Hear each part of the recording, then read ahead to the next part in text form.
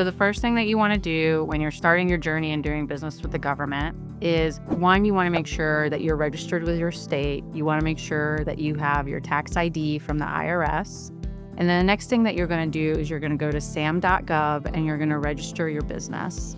SAM.gov is a requirement for all businesses in order for them to get an award from the government.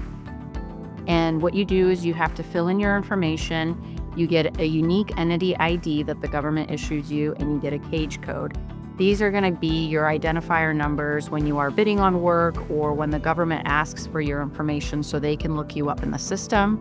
This is where they're going to find if you're able to accept credit card payment, which you will fill out. They will be able to figure out your small business classification, or if you're a large business, your address, your points of contacts. So all of this is essentially required and your number one step.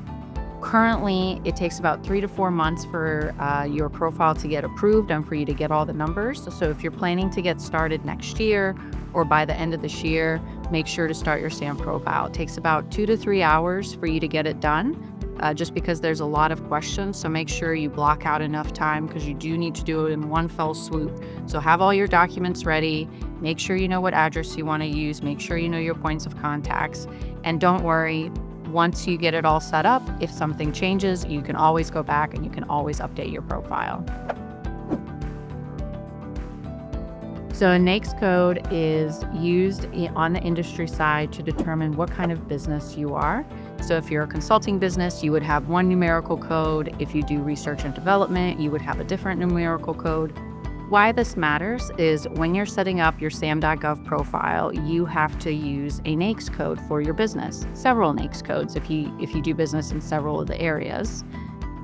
What this determines is your small business status. So the government will look at your primary NAICS codes or the NAICS code that you're responding to when you're responding to a solicitation, and see what your business size standard is. And it's determined by your employee size or your total revenue. And it depends on how the government wants to define a small business. But what's key here is the NAICS codes that you select not only categorize you for the type of work that you do, but it also determines what kind of work you can bid on. So make sure that when you're reading a solicitation, you look at the NAICS code, make sure it's on your SAM profile. If it's not and it's work that you actually do, make sure that you get it added.